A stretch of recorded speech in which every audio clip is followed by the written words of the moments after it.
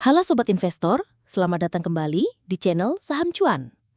Kali ini kita akan bedah salah satu saham sektor pangan yang sempat ramai dibicarakan, Hoki, PT Buyung Puetra Sembada Tbk.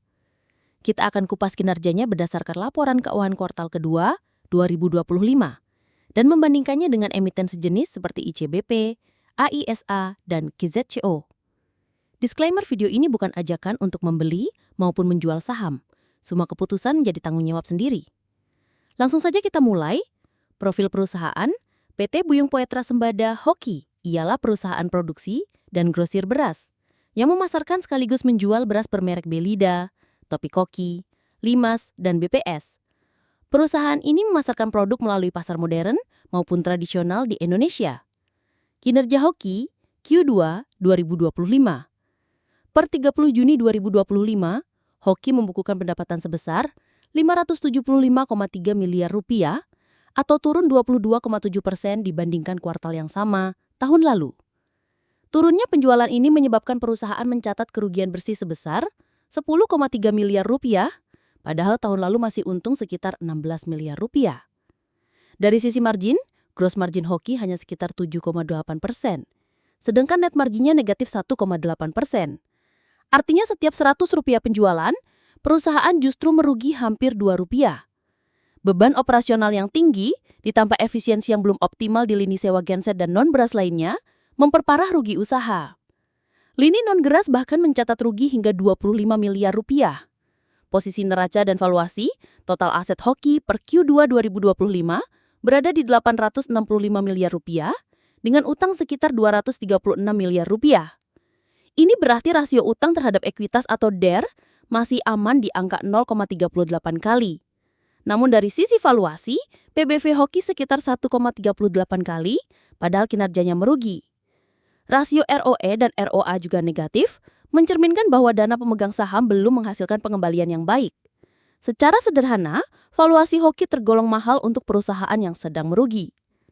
Analisis pembanding emiten sejenis, untuk mendapatkan gambaran yang lebih utuh, kita bandingkan Hoki dengan beberapa emiten di industri sejenis. Pertama, ICBP, raksasa FMCG Indofood CBP. Per Q2 2025, ICBP mencetak pendapatan 18,2 triliun rupiah dan laba bersih 2,55 triliun rupiah.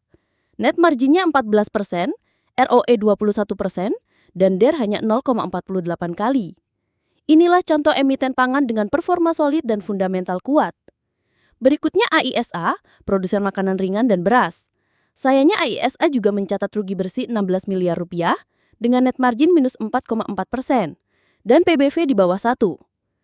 AISA mirip dengan Hoki dalam hal tekanan margin dan kinerja negatif.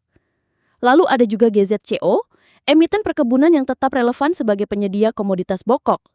GZCO mencetak laba tipis 6 miliar rupiah dengan net margin 1,8% dan PBV hanya 0,6 kali. Cocok untuk value investor jangka menengah yang mencari saham murah dan berpotensi bangkit. Rangkuman dan kesimpulan, dari perbandingan tadi kita bisa lihat bahwa Hoki dan AISA sama-sama tertekan oleh penurunan penjualan dan margin rendah.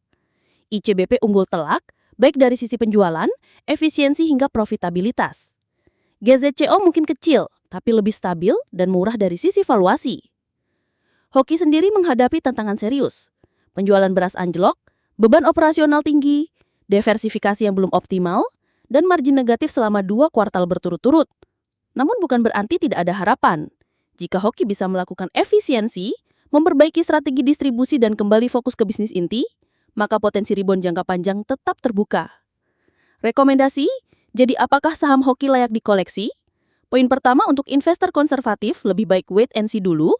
Poin kedua, untuk investor spekulatif, Hoki bisa jadi opsi turnaround, tapi resikonya sangat tinggi. Poin ketiga, bandingkan dengan ICBP untuk portofolio defensif dan GZCO jika Anda mencari saham undervalue. Penutup, itulah analisis lengkap saham Hoki berdasarkan laporan keuangan Q2 2025, ditambah perbandingan dengan beberapa emiten sejenis. Kalau kamu suka video seperti ini, jangan lupa untuk like, subscribe, dan aktifkan notifikasi biar nggak ketinggalan analisis saham terbaru dari kami. Sampai jumpa di video berikutnya. Dan semoga cuan selalu menyertai langkah investasi kamu.